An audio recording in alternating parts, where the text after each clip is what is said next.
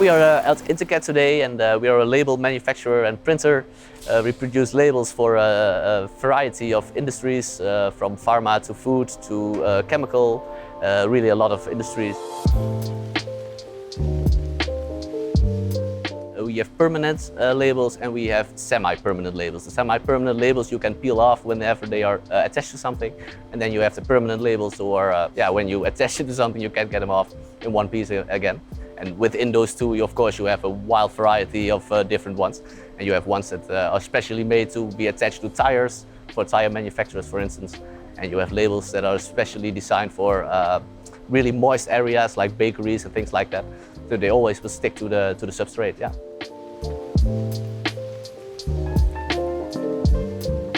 Yeah, of course, for the food industry, you have to apply to certain regulations and certificates. In our case, we have a BRC certificate. That means that we can produce food packaging through a way that is hygienic, and there is no risk for the food to get contaminated with anything from the printing.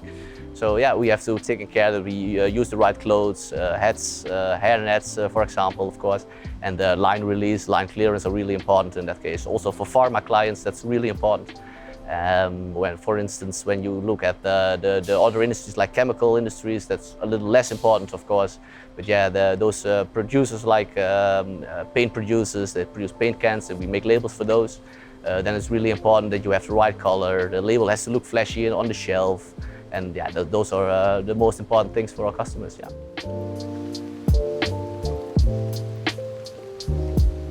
The salespeople have to really be trained on the different materials that we can supply, the label that we can produce through different colors. Some presses can print only 8, some presses print 6, some only 4.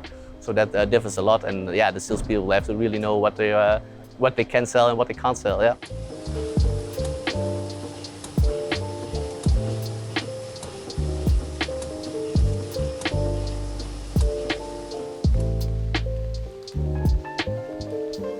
Typical jobs we have are multi-color jobs.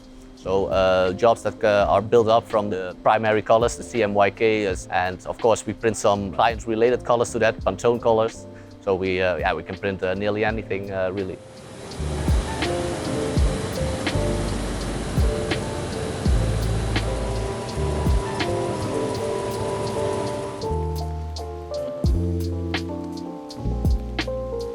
Well, you also see that it's in time. The printing industry started with water inks, water-based inks, and it's all dried with infrared or blowers. And later on there came UV inks, and after that there came the LED-UV inks, of course. And yeah, you see that through time that those machines that were bought in those times are still equipped with the technology from those times. And of course we're always looking how to implement new technologies to all the machines. And that is happening, of course. So we fitted some UV lighting to machines that were originally made for water inks. Yeah.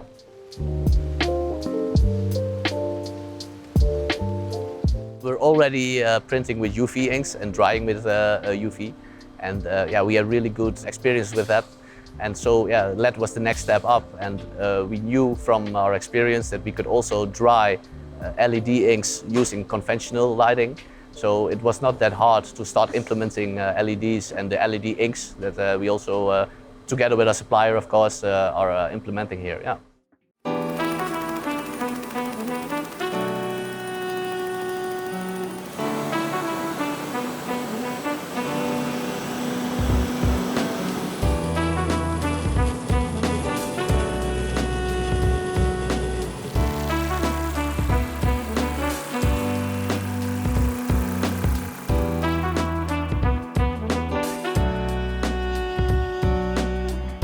Before I came here, I had no experience whatsoever with UV cured inks. I came from the offset and flexo printing with solvent-based inks. So yeah, UV ink was completely new to me, but yeah, it makes a lot of sense. You need a lot less energy, you have a lot less pollution.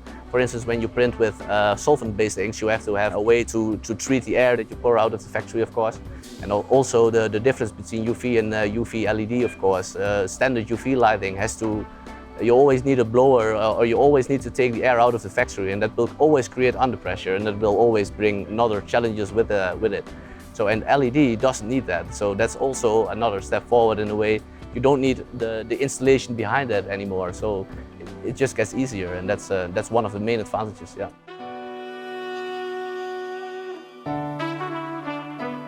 Of course, you save a lot of energy. I think maybe 50–60% easily that you can save. And also you save a lot of time. In our case, we're working in a 2-shift model. So we have to start the factory at 6 o'clock and we end at 10 o'clock at night. With standard UV lighting, you have to let them cool down. So you have to stop early with printing.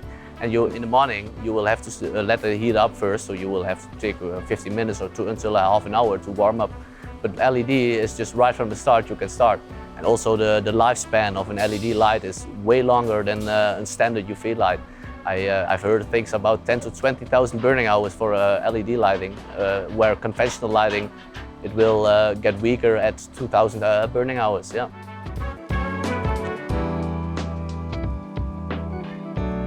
I don't think there's space for both. I do think that LED lighting will take over mercury as a whole, mainly because also mercury is really toxic. And by law, a lot of countries are thinking about banning mercury lighting.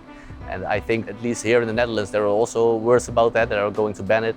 So yeah, I think as a company, you have to make the step to LED in the future. I don't know when it's going to be banned, but I'm quite sure that in the near future, it will be banned sometime. I think some machines that are not that old, maybe 5 to 7 years, it might be still interesting to equip them with LED lighting. But older machines, like when we're talking about 15 to 20 years old machines, it makes more sense to replace them with a new machine that is also more efficient and more safe. And yeah, then you would start with LED from the start. Yeah.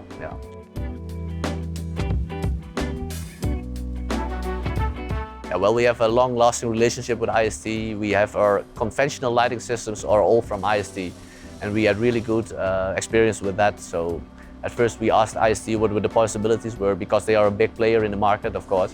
They know what the possibilities are and they know what you should do and what you should not do. We do have a lot of suppliers here that we work a long time with, and we think it's very important to keep that relationship. And it's not always about price, sometimes it's about quality and the relationship with your supplier. And sometimes if you can be sure that your supplier will help you with problems, then that's more important than just the price or just the investment cost. Yeah. It's really good. IST comes here, I think once a month on average, and problems we have get solved immediately, and yeah, we just have a really close relationship. Mostly it's one call or maybe an email, but yeah, we know each other really well and for a really long time now. So I would say it's a really good cooperation. Yeah.